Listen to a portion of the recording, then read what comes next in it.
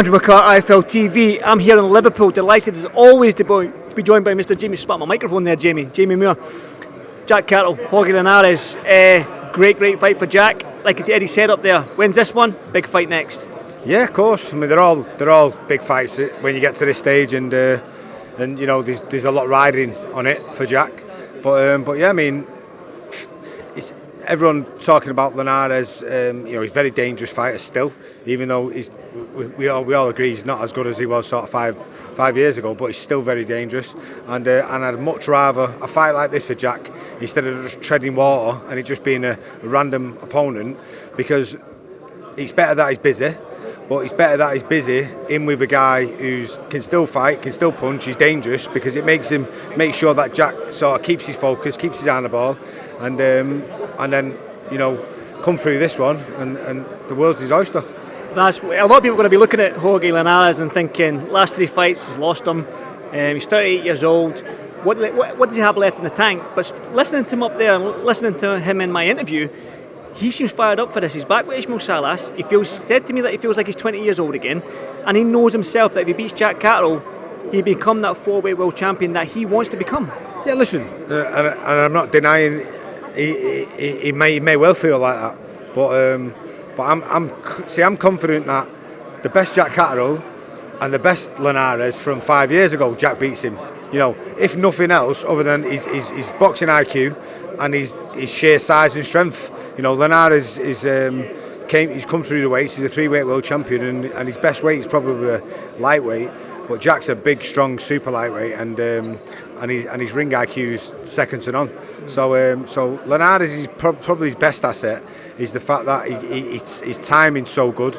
That always diminishes a little bit the older you get, but he's still got his timing, and with that comes his power.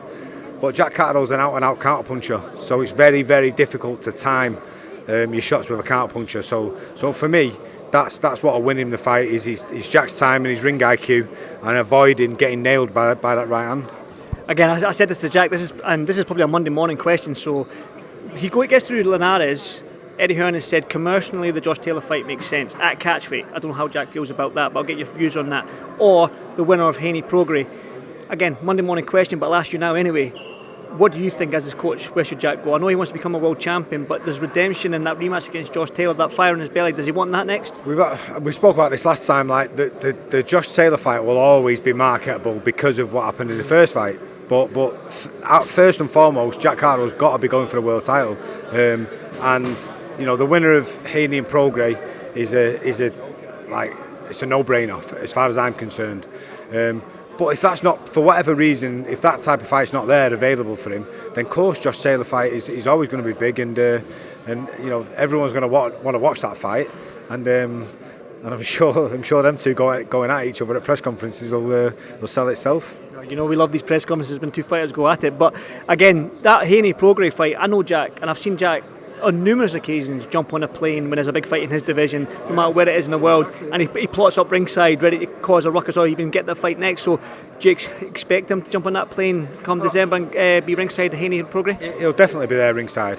He won't cause a ruckus. He's not that type of guy. He'll be all very respectful, but just your presence around fights like that, and people talking about Jack, and you know putting a good performance on Saturday, and people talking about that around that fight, it all just makes sense that your name's in the mix. So he'll definitely be there, and I'll be there with him as well. Hopefully we'll sit ringside. Free holiday? Yeah, Eddie can pay for our flights over there, and we'll go and sit ringside and I'll analyse it, and then obviously whoever comes through the winner, then we hopefully sit down and try and plan how to conquer them. I know you've got 5 minutes, but 2 more from me then. Who wins HANEY PROGRAIS?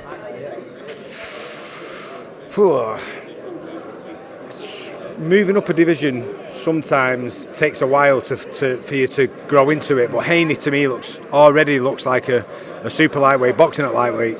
So you know, I know a lot of people thought he lost the fight last time out against Lomachenko, but you know it was close, and he did some nice things in there, HANEY. But I can see where people thought he just lost it. I've got a feeling the weight's going to suit him better, and I think PROGRAIS may just be a one step behind him a little bit in the fight, and I think HANEY might sort of get the first 3 or 4 rounds out of the way, and there might be a nip and tuck, and I've got a feeling HANEY might run away with it. Jamie, you said earlier the best Jack Catterall and the best Jorge Linares from 5 years ago, Jack wins. He's 38, he's lost his last 3. What do you expect from Jack Catterall? Can he stop Linares and put in that huge statement that he probably needs in his 140-pound division to propel himself up there? He can stop anyone in the division. I truly believe that. You know, he punches hard. Probably not got as many knockouts on his record because of his style. Because people sort of get to the stage where they understand they're not going to win and then sort of shut up shop. But Linares doesn't seem to me like that kind of fighter. He seems like even if he knows he's losing the fight, he's still going to come and try and knock you out. And that's probably the ideal type of opponent for Jack. So he obviously won't go looking for the knockout, but if Jorge fights the way I believe he will fight, then I've got a feeling Jack will get him out of there. Jamie, thank you so much. I know you've got a busy day in the gym, so as always, thank you, brother. I'll see you soon. Thank you, Jamie. Thank you.